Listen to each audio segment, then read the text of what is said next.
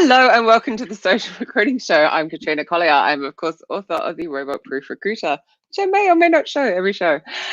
And, of course, I'm also a facilitator and a speaker. I'm joined by my gorgeous, talented talent acquisition professional. Gosh, you can tell it's a new decade. I can't speak. Co-host, the one, the only, the amazing Glenn Martin. Today, Hello. I'm super excited that Emma, I cannot pronounce her surname, from Radical Recruit is joining us to talk about the untapped talent pool that you really need to get into, you radical people. Welcome to the show, Emma. Hi, all. Welcome, Emma. Okay, so let me try. Freivogel? Freivogel, hit it on the head. Hey! Well done. Nicely done. Nicely done. It looks like a little scarier than that. So, everyone, we're sorry that we took a little while to get back. We needed to have some time, have a break, enjoy Christmas, the New Year, then add a few extra weeks on. So we're ready to go. Are we here? Yes, we are. Like I'm talking to myself. So today we are going to be talking about all sorts of exciting stuff, including ex-offenders, ex-homeless people, ex-care, that you're very focused on, Emma. So tell us more. Tell us who you are. Okay, well, my name is Emma. I've recently founded a not-for-profit recruitment consultancy for people who are underrepresented in the labour market. It's called Radical Recruit. And we started up in October last year. We're akin to our mainstream counterparts in the sense that we bill for our placements, but we only work with people who are experiencing disadvantage. So we work with people who come from homelessness, people who have had contact with the criminal justice and care systems.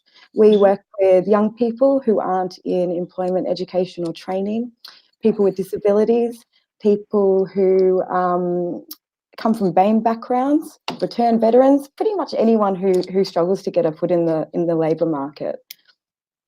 Awesome.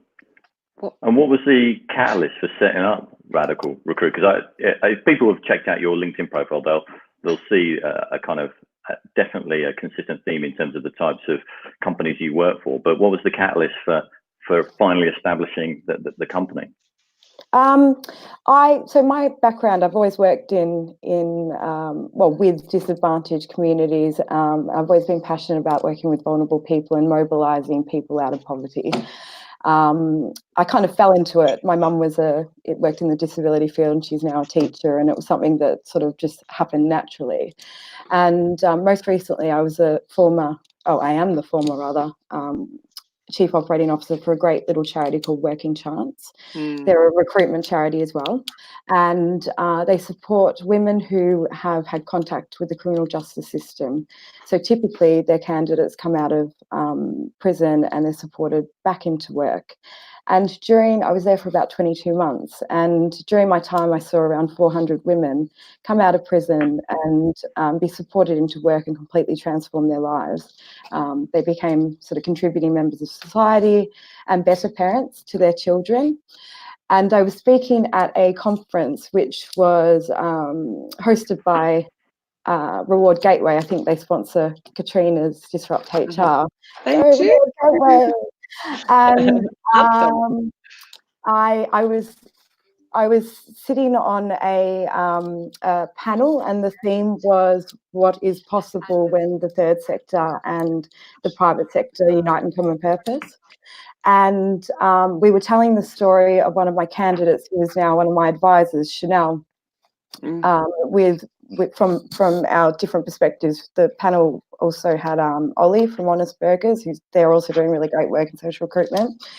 Anyway, we're telling the story of Chanel, who was born into poverty, generational poverty. She's a young Black woman, and she had been taken into the care of the state at a very young age. And when she was 17, she went into prison for some pretty serious criminal convictions. And between the age of 17 and 25, when I met her, she hadn't spent more than 6 months outside of the prison gate. Wow. And, yeah, so to sort of fast forward 2 years on, and Chanel's speaking or reflecting on her journey from into prison to through the gate and then into work, and she'd progressed her career from I think we've placed her in a kitchen prep role, and she was training to become a head chef with the same Oh, company. wow. And That's I awesome. kind of, yeah. There's such a shortage of chefs as well. I mean, Yeah, what a they're great like- career they're like path to do. soldiers. Yeah, and she loves food and she's a really creative person. Yeah. And can you hear that going off, or is that just me? Okay, so No. so I just want to make sure you guys can hear it. So you know, I left the conference. It was really well attended, our session, and it was full of HR people, agency and in-house.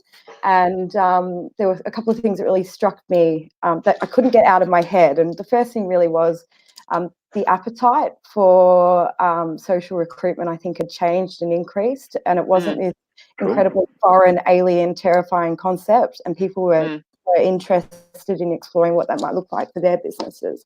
And the second thing was, I guess, people received Chanel's story with really warm hands. They were genuinely interested in how she had overcome adversity, and they believed what I believed in terms of what potential and what skills and what she bring to the recruitment table. Yeah. So I thought, if this works for people like Chanel, why couldn't it work for other disadvantaged groups? And you don't get more complicated. Can I just make a distinction? So when obviously we called the show the Social Recruiting Show, but we're talking about like being social when recruiting and social media and all that. But when you talk social recruitment, what are you meaning by that? I think social because there's such a distinction between us being bantering on a Friday and what you're talking about. I think social recruitment refers to an ethical business practice. It's what ethical businesses do when they recruit new talent into their businesses, and it refers to policy and process that is fair and inclusive and ensures access by every different type of job seeker, regardless of their background and their experience. That's cool. So how did it expand from kind of Chanel's story and helping her kind of secure that role, and what were the next steps then for you? My mind was buzzing. I was like, I'm not one of these people who consciously reflect, but I felt the need to on this occasion. So I went to the pub and I ordered a pretty large glass of red wine, and I started sort of scribbling down everything that I thought about. And I secured some seed funding to pilot the project, and was in a position where I could quit my job and leave and sort of do this piece of work to prove the model. And I sort of very quickly built some what I mean by infrastructure is my beautiful website. Check it out, Radical Route. By the way, that is only funny to an Australian.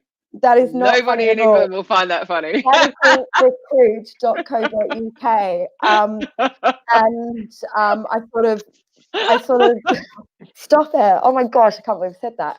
And I sort of encouraged some people that I knew to work with me, I guess. And word of mouth did what word of mouth does best. And I started placing people, and it just became sort of bigger and bigger and bigger. And I think that's a testament to the huge need there is for services like Radical Recruit. Yeah. So now we've got about 80 odd people in our books. And one of the things I really love about you is you're going up against mainstream agency when it's a role. So it's like a level playing field. Your candidate pool that you absolutely support, etc., and the traditional candidate pool. But so we had this conversation about some companies aren't ready. They're like, we want to do more. We want to help.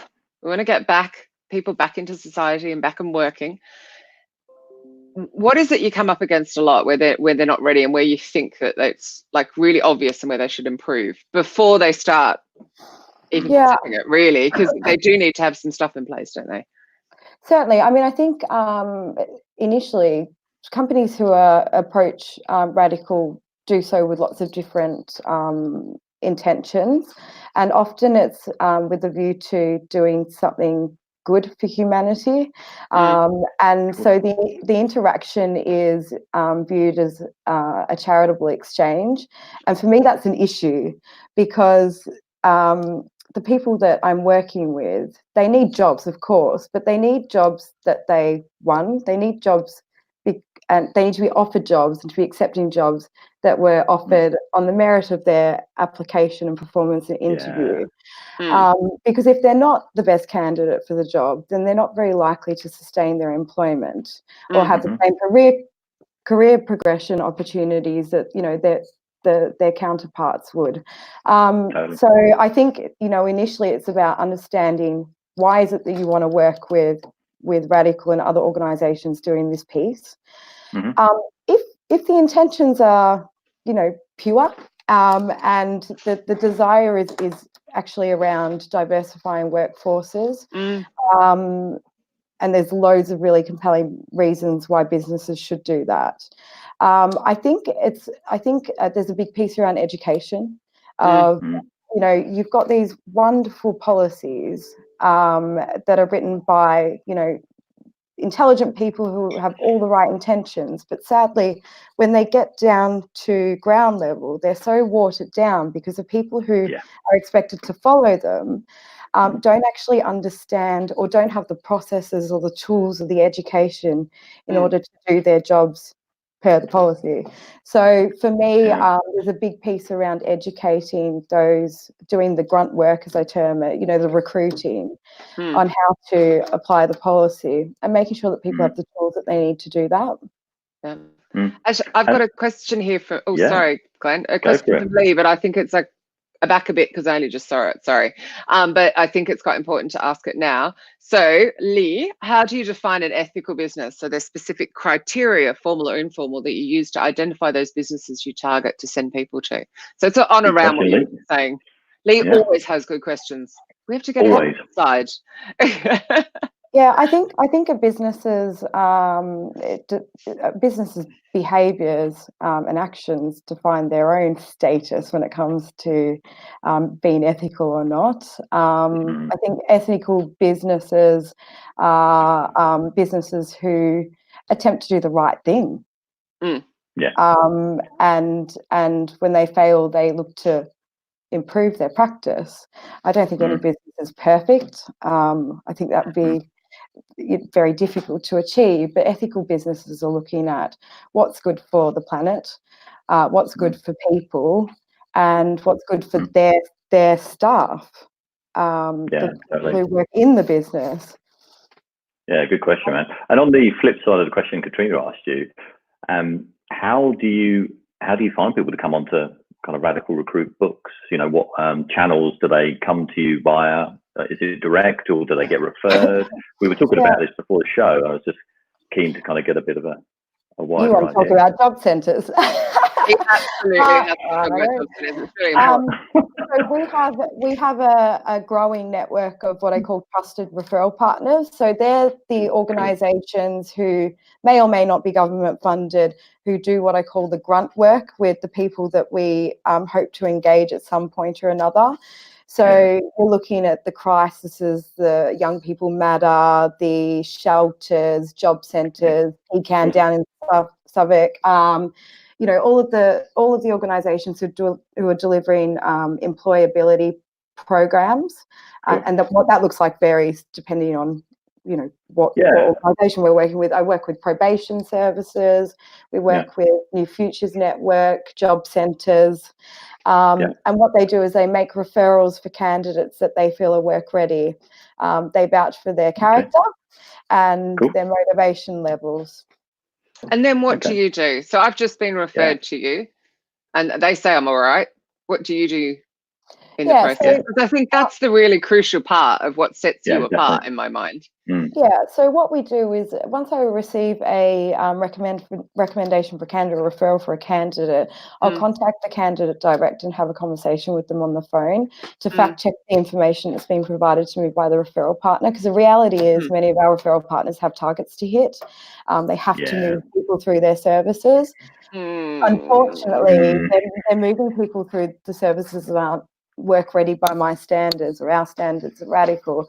So what we do is we have an honest conversation with the candidate to ascertain whether or not they are actually work ready, whether they want to engage with our service, and whether what we offer is a good fit, because actually what we do isn't for everyone. We've got to sort of provide a pretty no-frill service, but it's because we're really serious about getting people into work. So if you need that sort of constant hand-holding, for example, we're not the service for you, because you're not ready if you need that. So then what happens is if we just... But then I see you handhold to a point. I certainly see a lot of coaching and support and confidence building. What I mean by hand-holding is I think lots of the people that I encounter who are referred to me have a sort of a sense of entitlement often, that they've lived really hard lives and they know that. And they're sort of, at a juncture, and they can either take control and be supported to move, walk with purpose into their futures, or they can stay where they are and continue to be victims. And for me, we all have bad days, and yes, some of these people have had incredibly difficult experiences, but I'm not a counsellor. I can signpost them to those services so they can deal with the grief and the trauma and the whatever it is that they need to work through. But I'm a recruiter, so I can bridge the gap between employers and candidates, but the rest of the work needs to be done by specialist services. So if they're not at the point where they're like, yes, this has happened to me, yes, I've had a pretty crappy life, or this terrible event happened, but I'm ready to move on. If they're not there, then I can't help them. So my process is really rigorous, because often, someone looks really good on paper and they might present well the first or second time that I meet them, but actually there's a whole load of shit that's happening in their life. So what's really important is that we build relationships over time, and they're founded on trust, and we do have really honest conversations about where people have been, where they are now, and where they want to go. And yes, there is some coaching, and I hook them up with mentors, and sometimes I need, I'll call a young person and say, are you out of bed? You've got 3 hours before your interview and you need to be out of bed. And they say, I'm getting out of bed. So get out of bed now. You don't have time. To be fair, I believe I might have got told by yourself and Glenn that one of you hadn't showered and one was still in your pajamas. I believe that was about midday. I just got to guess which one those are. It was so ironic from what you just said. It is Friday, though. To be fair, it's Friday. So once we've done that initial screening call, I get them to do things, especially when it's young people or people who've had long career gaps, to test motivation. So for a young person, it'll be like, send me 3 links to dream jobs, and brain dump the 5 best things about you, that are your strengths, to get them to start thinking about where their potential is and blah, blah, blah. And I say, and I need it by this date. So they'll either send it back to me on time or they won't. If they don't, they're not work ready. That's, one of the things. So when they get through whatever the test is, not test, that's not the right word, but it is a test. If they sort of do what I ask them to do, then the next step is a face-to-face registration meeting, and that can take anywhere from half an hour to 2 hours, depending on the individual. If it's a person who's working with a gentleman at the moment, he's just finishing up a 13-year custodial sentence for murder. He was 17 when his crime was committed. Just a kid. He was a kid. And from what I understand, there's still some work to do around fact-checking.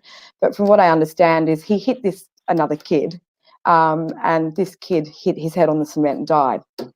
But because he meant to attack him, he got done for that anyway. Young black guy. It happens to adults. It happened here in It happened here in Blackheath Village. They had a fight. One guy hit the other, and that was it. The guy died because he hit the pavement. And they were full-blown adults. So it's like a freak second in time, isn't it? At 17, you haven't got the emotional intelligence. So. But I mean, it's like you can trip over a step and hit your head and die. I mean, it's you don't. When you're a young person, you're not thinking, if I punch this person and they hit their head on that, something untoward might happen to. Anyway, so he's bless him. at the end of his sentence, My first meeting will be around talking through his disclosure. Now, there will be a huge amount of work to go into that. He's thankfully someone who takes responsibility for his crime, and he's shown huge contrition.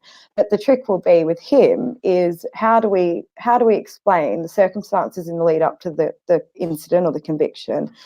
How do we show that he has done everything he can to rehabilitate, and how can we use his experience in prison and articulate the things that he's learned and the strength he's gained from that experience in a way that employers are going to see potential. So for him, it's a 2-hour session, and I'll meet with him 3 or 4 times before I can put him in front of. And I mean, he's a PT now. He's got aspirations and things like that. Yeah, he's been working in the prison. There's loads of industry in the prison, so there's lots of work. So, Emma, on that point, I mean, an example like that, if he applied to a job, a client directly, he even got an interview and got as far as potentially an offer, and then it comes to the disclosure piece, and he has to disclose that. Yeah, chances are he would not go any further. So I guess my point is, I was just going to say, my point is, how much education do you have to do with clients to really give them a full view of the types of people that they could be encountering? Because some may come to you with the right kind of, want and desire, but actually maybe not fully understand the scope and scale of some of the people that they could potentially employ. So how long does that education piece take? Do you encounter that a lot with clients specifically? Yeah, I think that 90% of the hub work we do is actually with employers. And they can be employers who are thinking about hiring ex-offenders. They're employers that are already hiring ex-offenders. They don't know about it. So, I mean, that's where we start is actually, do you DBS everyone in your business? Yeah. No, generally not. Well, then you've probably got ex-offenders on your books already and you don't know about them. So the piece is and to be honest, for a ton of roles, that's fine. Yeah. Yeah, that's right. I mean, I think every employer... it depends what you're doing, doesn't it? So if you're handling cash or vulnerable children, vulnerable people yourself, or it really... If every employer has to use their own risk matrix, although I don't encourage risk matrices as such. I mean, it sounds awful in itself. It does, and it precludes lots of people from even applying often. So what we encourage employers to do with people with convictions is to assess the person's suitability for the role on the information provided via the application process. So that might be a CV, it could be a video interview, it could be a written application, your cover letter, whatever. If the person's suitable, then they should be invited to the next round, at which time they should be given the opportunity to disclose their conviction. Okay.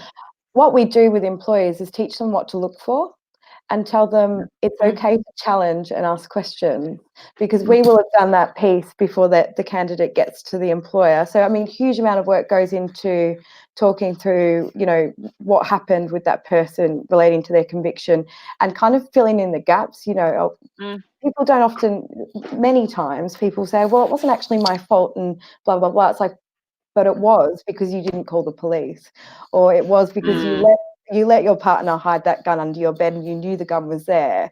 So these are the things that we sort of prepare candidates to talk about at interview.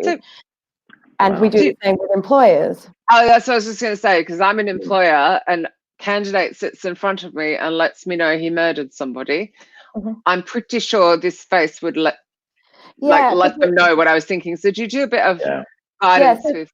Well, the thing is, if a person's ready to disclose their conviction, they will have developed sort of not a speech, but it's, they will have decided what information with our support an employer needs in order to make an assessment as to the risk that person may or may not present to the business. So in theory, if they've done a good job, if I've done my job, the candidate will have given all of the circumstances in the lead up to the conviction, so that the employer understands the bigger picture, the scene is set. They will have explained very clearly what the charges were and what the sentence given by the courts, and then excuse me, and then they will have been able to articulate what they've done to rehabilitate. And in theory, if they've done all of that well, they will be able to convince the employer that actually they're not a risk to the business anymore, and they will be able to list. So we shouldn't react when we hear that. The reality is we will react, because some of the things that you're going to hear are horrifying. I mean, there are people who do really bad things, but ultimately they have the right to, they've served their time and they've been released, and society expects them to behave as good citizens and contribute and be valued members of the community. But actually employers, people who have no experience in the criminal justice system, they have these expectations, but they put barriers in the way. So of course, what's next offender going to do if he or she can't get a job? They're going to go back to making money on the street. They're going to rob your house. It doesn't make sense for anyone not to give these people all of the opportunities to experience success. So, do you remember we were talking the email exchange that we were going through? So this is the direction I'm going. So why can't I just go and talk to a jail and hire ex-offenders myself?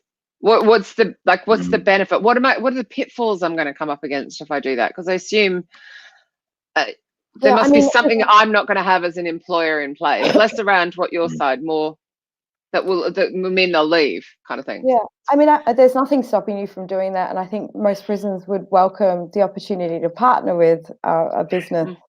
The tricky thing, or my experience, what I've learned is that anyone who is given the opportunity to work or sit in their cell 22 hours a day is going to pick work. They're not picking the job necessarily because it's going to, the money that they earn in this role is going to sustain their lifestyle post-release. They're not necessarily picking that option because they're interested in the work that you're offering them. Right. They're not. The reasons are often there's nothing better to do in prison. So what happens is people go out on release on temporary license, and they have to earn that right. And then they go and work for, big employers like TFL and Cook and things like that. And they do great jobs because they always turn up on time and they work hard, and then they go, and then the next day they turn up on time again because they have to. They get sanctioned if they don't. Their rights are taken away from them if they don't do the jobs well and if they don't turn up. But then, they get released, and three things can happen. They love their job. Hey, that's wonderful. And they're earning enough money to sustain their lifestyle post-release. Typically, employers aren't going into prisons with roles that aren't paying sort of more than the living wage. I mean, living wage. The minimum wage often. So that happens. It's not really living wage in London.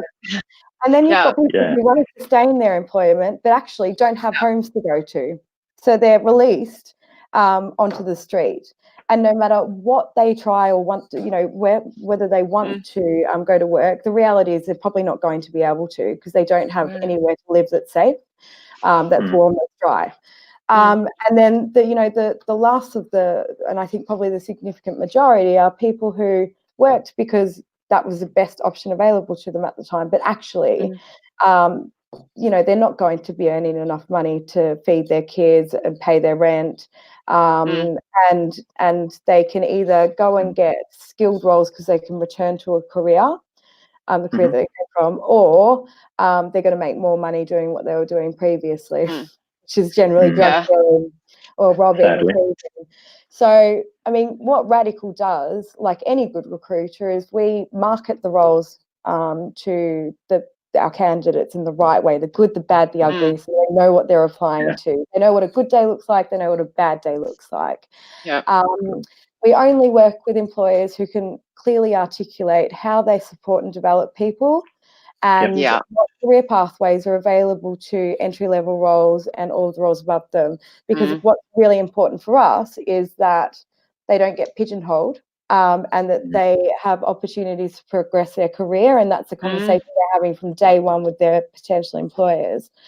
Then what we do is we work with the employer so that they understand what the challenges could very well be, so that hiring managers are equipped to have conversations around convictions, around support needs at work, around learning requirements. You know, it could be a person, we work with all sorts of people, not just ex-offenders.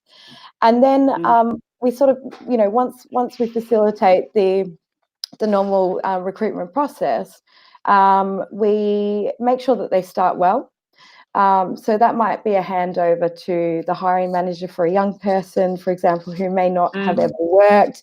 So there are certain things we can expect young people to struggle with. Being in an office environment, pretty tricky, especially when your parents haven't worked and your grandparents haven't worked. Gotcha. These are the considerations, and these are the conversations we have before our candidates start. And because we generally know our candidates, we know sort of what they respond well to. So you know that having positive praise and reinforcement, regular check-ins, those types of things. We'll have that information ready for employers so that they start well. I have a question for you. I have a question from the person responsible for this. So, you know, I'm an ambassador for Hope for Justice charity. And they have the Slave Free Alliance. And Susan Bannister has asked an awesome question. Would you consider placing victims of modern day slavery in roles? Or do you already? So they're people who don't necessarily realize that they end up in slavery a lot of the time. And this is all about unlocking, because that's what they do. They get people out of modern day slavery.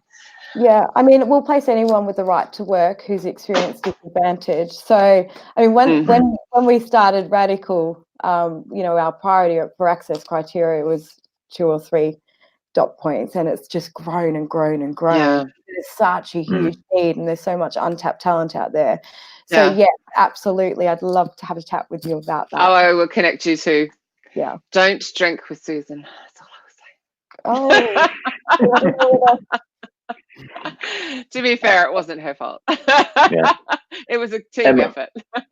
I'm just curious as to, are you finding in your experience so far any particular industry sectors that seem to be more open to engaging with radical recruit than perhaps others? Because I'm kind of thinking, well, from my own experience, when you think about the financial services and banking industry, the pre-employment screening and level of security levels that somebody would have to go in at even at an entry level is quite high.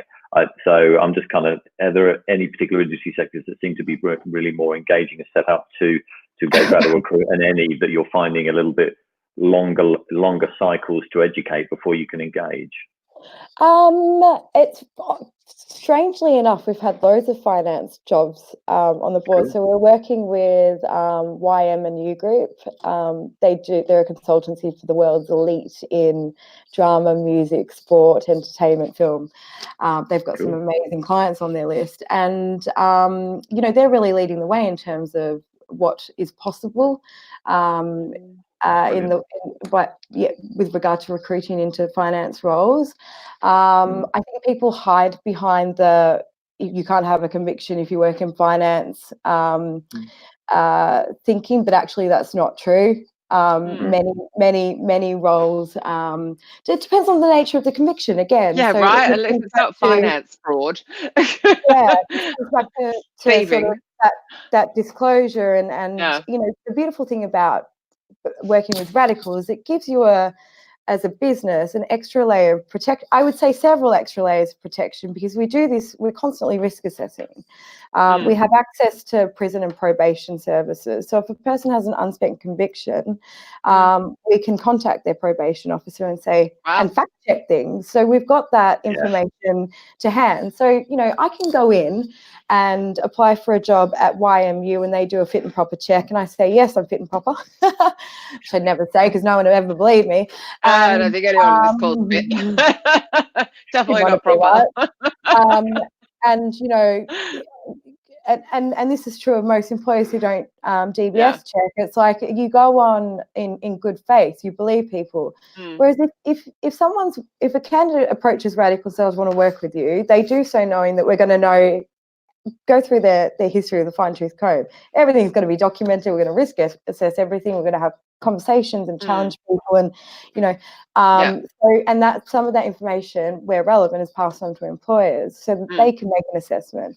So this idea that like one sector is more difficult than the other, I think it really comes down to business leaders and how they equip their teams to take risks.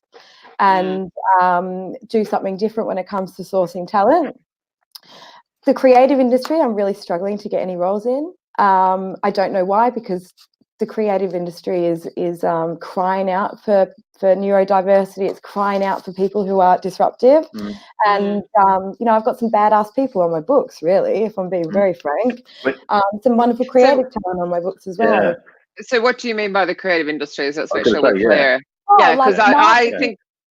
If you look at sort of marketing, for example, you've got these big monster organizations who are paying people exorbitant amounts of money to come up with fresh ideas, but actually what they need is people with fresh, different experiences. Gotcha. So they're the types of, we've just I'm working with, or I was working with, we still are, I guess. We've just placed him in a web developer role, but this young man had a conviction relating to graffiti, and he got a really harsh sentence, around 30 months, and he served 15. He couldn't be, a nicer guy. Do you know what? Just really lovely to be around. Quite an anxious person, actually, but he's really well known in his part of the world for graffiti. And so he's clearly creative. He's clearly talented. Exactly, and he's been working for himself for the past 10 years. He launched an online retail fashion brand and did quite well. Taught himself everything when it came to sort of the business aspect, built his own website, blah, blah, blah. Specialized in vintage fashion. Now, no one would employ him. No one. He couldn't get a job. So we worked with him. When I spoke to him, we're talking graffiti fraud. Sorry. It's conviction for graffiti. Yeah, destruction of public property. It's taken. To be fair, I can't stand graffiti, but that's beside the point. That that there's creativity, there's art. It's not like you're stealing at gunpoint or something. World famous graffiti artists that make millions. I know, right? So. Yeah. Exactly. So and they were making an example of him, weren't they? They were, and I guess it's often I guess it's off. Well, it's a serious crime. It's it's public property, but so he went to prison, and he would have stuck out like a sore thumb, I tell you, because he was really anxious character, incredibly just I don't know how he survived, if I'm honest. That sounds like a community service thing for me. If you were going to, prison for graffiti. Well, seriously.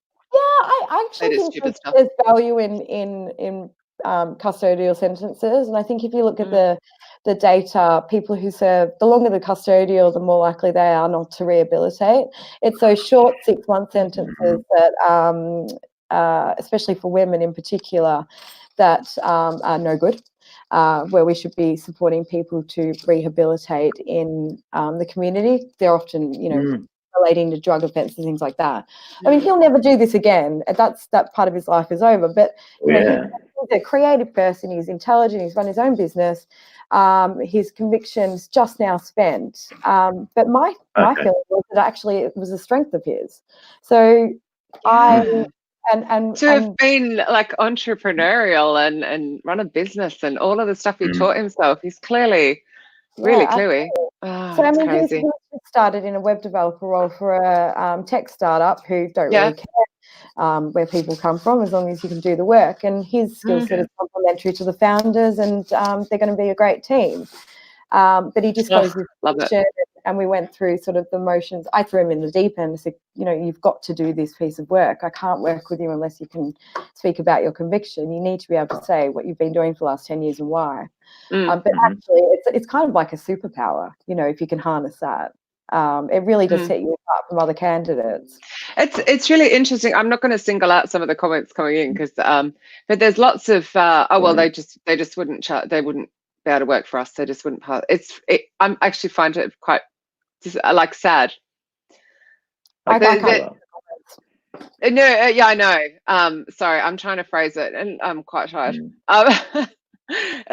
Just the fact that they would fail background checks, so we just wouldn't have them. And I think the whole point is, the whole gist of the show is maybe we need to alter our background checks. I know there's Ban the Box, which is a brilliant campaign, but Well, I feel a bit sad seeing the negativity from people I know and respect, just going, well, too bad we wouldn't be able to hire them. And it's like, that's not what them meaning that. That's what their company's saying, I hasten to add. And just to inject a little bit of perspective, everyone who's sort of having this conversation in their head or commenting should check out the Unlock campaign, Fairer Check.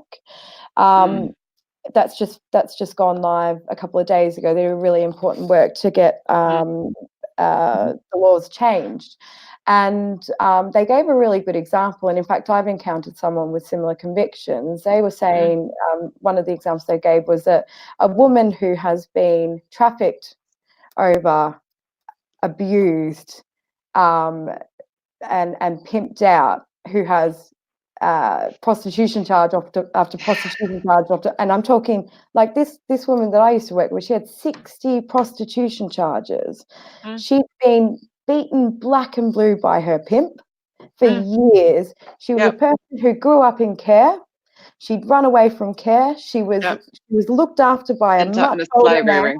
This is under the care of the state. This is someone that our government had responsibility for and failed completely. So this young woman has sought refuge with this man who was meant to look after her, someone who told her she was loved, right?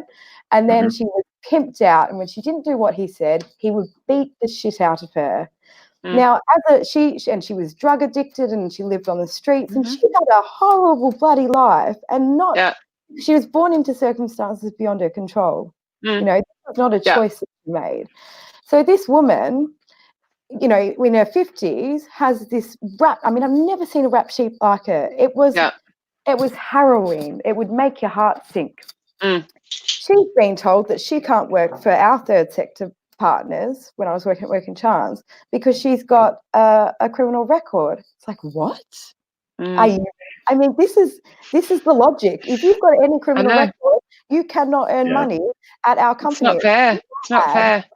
And that's why I absolutely have to connect you with Susan, because again, the Slave Free Alliance, part of Hope for Justice, people that end up in slavery, which is what you're talking about. And companies can start with like a pilot project, Emma, right? You're not going in there asking them to completely change everything. I mean, you could start with a particular team or a particular division and see if it works for that particular part of the team or division, and kind of go from there. It's not like you need massive change immediately, but, you know, starting somewhere to illustrate the value. We've talked a lot about ex-offenders, but there's a piece of work around prevention that every company can do, and there's absolutely no excuse not to do this.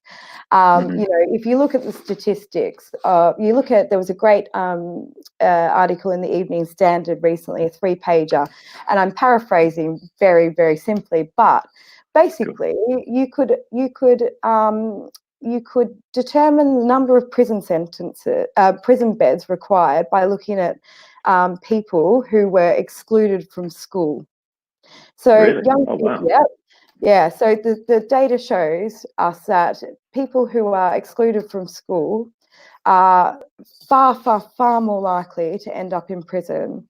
It's the same with people in care. If you're in care, or if you've got a mother or father who have been to prison, you are. I mean, I don't have the data on the top of my tongue. I can provide it to anyone. That's cool. And people can contact you about that as well, right? Yeah, you're far more likely to end up in prison if you're either of those groups. You know, and people who are in prison often, you know, if you look at the female population, it's about 5,000 beds in the female estate. 86% of them are victims of domestic violence.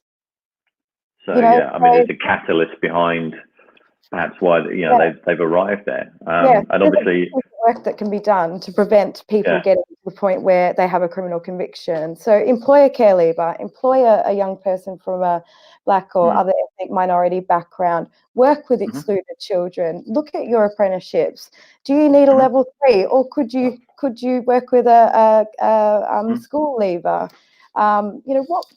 I think businesses need to, if they're really committed to making a difference in the world or in the communities that they operate in, or just for their, you know, the people that work for for them in their teams, they have to think more creatively about how they engage talent and how they make their processes fair And there's no excuse for it anymore. There's no excuse not to. 100%. And for everybody viewing, you'll notice that Katrina's disappeared. I've just got a message from her. My internet has crashed. Oh, so, yeah, hopefully we'll give her a couple of minutes to kind of get that back up and running. But I think, Emma, just to kind of maybe just round out the show, I mean, obviously want to give you a kind of platform just to kind of reiterate where people can contact you and kind of Radical Recruit. To businesses that are thinking about engaging Radical Recruit and looking at accessing this talent pool as an option, but actually haven't done anything about it yet, what kind of advice would you give them to kind of start doing it? Yeah. Literally, my internet crashed. Cool. So I was just saying, so what advice would you give them to really, so that when they come to engage you, they're ready? I think really understanding the motivation for working with Radical is absolutely key. It's all very well and good to say we want to employ ex-offenders, but why? Why do you want to do that? Is it because they're far more loyal and they work really hard because actually they don't have the same opportunities as their mainstream counterparts? Yeah, absolutely. But if you don't know that, then it's just a token gesture. I think, you know, what employers need to understand is it's more than just recruiting someone into the team. There's a big piece around engagement, and I think this is true of every staff person that any business recruits. You know, there has to be some commitment to supporting and developing people after the onboarding process, and that's something that Radical is really good at. We support employers to support our candidates to sustain their work, their placements, and progress in their chosen careers. So, you know, in addition to that pre-work piece where we get people, put them through their paces, and the recruitment piece where we work to match candidates to the right vacancies with the right companies. Once they've onboarded, what Radical does is we stay with the candidate and we check in with them really regularly. So for the first 3 months, they get a weekly call or a coffee or whatever we can do to say, how's things going? Depending on the candidate, I mean, it might be, I'm working with, you know, I've got a young guy, the employer's just called, hopefully he got through the next stage. With a young guy, we're working with him because he's from the BAME community. He's got the wrong surname. He's almost finished his ACCA qualification. He's going for a graduate role. He's not going to need a weekly check-in, but most of our candidates, we get a weekly check-in, and then we reduce that support. Yeah. Now Emma's going. I mean, I get all sorts of calls. I've lost my wallet. I don't have right to work documentation, or, you know, this person's had this fight, whatever it is. So, you know, whatever life throws at their way, we're there at the end of the phone. We can signpost to specialist services, you know. So there's sort of that, but it's a partnership thing. It's, you know, the candidate has to want it, the employer has to want it, and we're there to facilitate and bridge the gap. So that would be my advice. If you're going to do it, you've got to think big picture. So if somebody does want to partner with you, that was a beautiful segue. Now that I'm back with my Wi-Fi crash, which was really annoying. I don't know whether I said my Jim Stroud comment or not. I don't know whether you heard it. No. He wrote something lovely. You can find it on LinkedIn. Hi, Jim. I know, literally, and I was gone. And sometimes that happens and I know I don't come back. So thank God you weren't. If people want to partner with you, how can they do that? Yeah, get in touch. Where do they find you? Yeah, so I'm on every social media platform. So we're on LinkedIn, Radical Recruit, Instagram, Facebook at Radical Recruit. You can catch me at hello@radicalrecruit.co.uk. And I'm on LinkedIn as well. Fabulous. Thank you so much for sharing all of that. Glenn didn't get to have his job centre rant, so we'll have to have another show at some point just to get a job centre rant in. It was a good one pre-show. You missed it. Emma, thank you so much. I wanted to start the show with, you know, some different ways people could be recruiting, so that was absolutely perfect. Super awesome. Glenn, who's our guest next week? You told me and I've forgotten. Okay, never mind. We'll be back. We actually have 4 weeks worth of guests lined up. We have got organised. Yeah, we do. The new decade, we're on it, but we can't remember who. But we shall be back at 3 p.m. Greenwich Mean Time. Make sure I don't say London time and get in trouble like I do every week. 10 a.m. Eastern, and we shall be back at this time next week. So thank you, everybody. Bye. Bye. Bye.